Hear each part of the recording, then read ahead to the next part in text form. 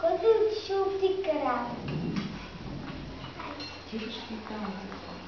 Бойко е там се ставаш. Еми там, ето ти го дворец, там. Заставаш там. Дай бях. Който е селянин, искам да съм богат.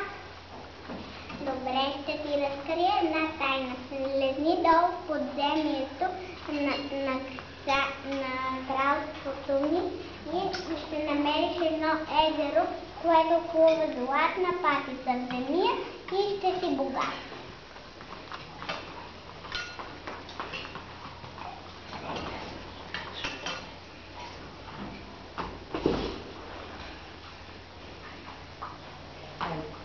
И селянинът слязъл Долу. долу. Ставаш отстрани на патицата, не сгори. Какво те води насам? Искам да съм богат. Добре, поминете ли?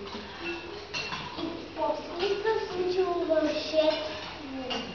Той е хванал за...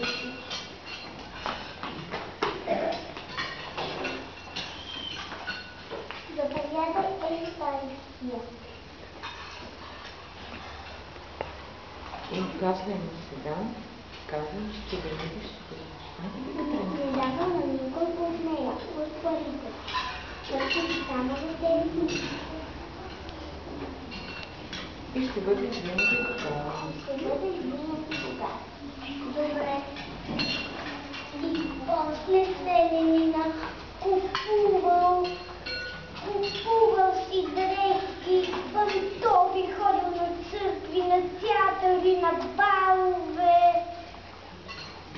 И после Един ден видял един селянин. я Просто селянин. викни дом. Викни Кристияно дом. Моля ти. По-високо да момче. Моля те, дай ми една пари.